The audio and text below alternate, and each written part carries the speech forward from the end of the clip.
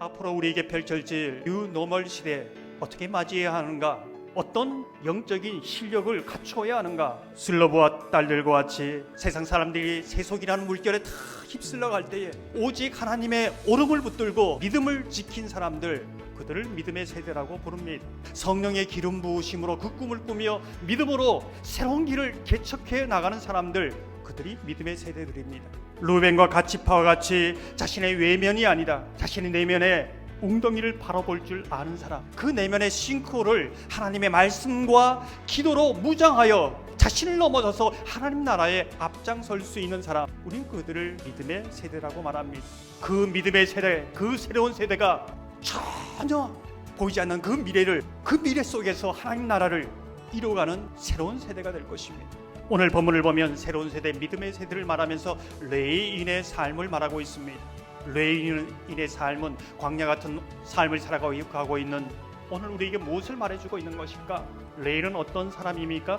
하나님을 기업으로 삼는 사람입니다. 아니, 정확히 말하면 하나님을 기업으로 삼아야 살 수 있는 사람들입니다. 그들이 레위인들이지요. 나는 내 방패다, 나는 너의 지극히 큰 상급이다, 이 말씀을 믿음의 망치로, 말씀의 송곳으로 신비에 새긴 사람들, 그들이 레위인들이요, 오늘 살아가는 그리스도인들인 것이지요. 오직 하나님의 소유이고 하나님의 것이기에 하나님의 책임지는 사람, 하나님이 책임져 주는 것을 아는 사람, 그들이 레위인들입니다. 수많은 고난과 문제 속에서 하나님 앞에 엎드리게 하십니다. 엎드리지 않고는 견딜 수 없게 만드시는 것이지요. 그것이 하나님의 훈련 방법입니다. 하나님 앞에 엎드릴 때에 하나님이 도우시고 하나님만이 내 인생의 해결자 되심을 알고야 하시고 배우게 하십니다. 문제가 있을 때마다, 아니 언제나 하루하루를 엎드려야 살 수 있다는 것을 깨닫게 하십니다. 하나님만이 내 도움이시고 하나님만이 내 힘이시고 하나님만이 내 위로가 되심을 고백하게 하시는 것이지요. 어떤 문제라도 하나님 앞에 나와 의논하게 하십니다. 하나님만이 주셔야 내 인생을 살아가면서 받을 수 있다는 것을 아는 것이지. 나를 먹이시는 분, 나의 모든 문제를 해결하시는 분, 그분이 하나님, 홀로 하나님이라는 것을 압니다. 사람을 기대하는 것이 아니라 하나님을 기대하는 사람, 자신의 능력으로 사는 사람이 아니라 하나님의 능력으로 사는 사람, 이들이 이 시대를 살아가는 레위인이요 그리스도인들입니다. 이들을 새로운 세대, 믿음의 세대라고 말하는 것이지요. 하나님의 것이기에 하나님이 책임지십니다. 하나님의 것이기에 사는 것도 죽는 것도 하나님의 손에 달려있다는 것을 믿음으로 고백하게 되는 것이지요. 죽음을 두려워하지 않는 사람, 죽음을 넘어설 수 있는 사람, 그들이 영적 레위인이요 새로운 세대, 믿음의 세대를 열어가는 사람들이요, 그것이 영적인 실력이 되고 영적인 능력이 되는 사람들입니다. 저와 여러분이 예수 그리스도의 피로 사시고 성령으로 임치신 하나님의 것임을 믿음으로 고백하며 사시기를 바랍니다. 그러기에 하나님이 나의 모든 것을 책임지시고 하나님만이 나의 도움이시요 하나님만이 나의 해결자임을 믿음으로 고백하며 살아가기를 소망합니다.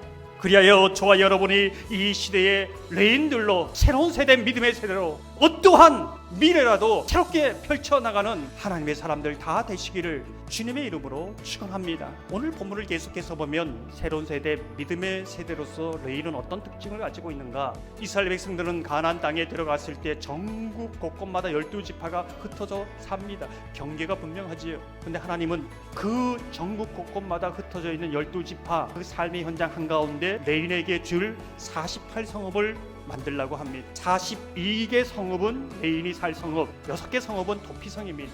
우린 질문을 던지지요. 왜 전국 곳곳마다 그 삶의 현장에 레위인의 성읍을 만들게 했을까? 이것이 오늘 살아가는 우리에게 무엇을 말해주고 있는 것일까? 주의 율법을 이스라엘에게 가르치고 우리는 하나님의 말씀을 받은 자로서 그 삶의 현장에 하나님의 말씀을 살아내야 하는 사명을 부여받았다는 것입니다. 그것을 통하여 하나님을 보여주고 하나님의 말씀을, 하나님의 사랑을 나타낼 그런 사명이 있다는 것입니다. 그것을 통하여 전 이스라엘 백성들이 하나님을 경외하고 하나님이 주시는 복을 누리도록 한 것이지요.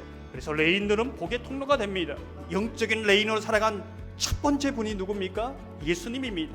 하늘 보좌를 버리고 삶 한가운데 오셔서 하나님의 사랑을 보여주셨습니다. 하나님의 구원의 길을 보여주셨습니다. 우리에게 이 땅과 하늘의 영원한 복을 누릴 수 있는 은혜를 주신 것이지요.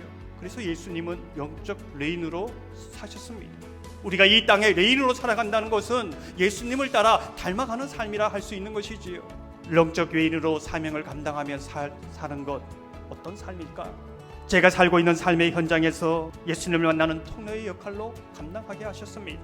그리고 영적 외인으로 감당해야 할 남아있는 사명이 있다는 것을 알게 하십니다. 주님은 오늘 이 세대, 새로운 세대, 믿음의 세대로서 여러분에게 도전하고 있습니다. 여러분은 영적 레인으로 그 사명을 감당해야 할 대상이 아직 남아 있습니까?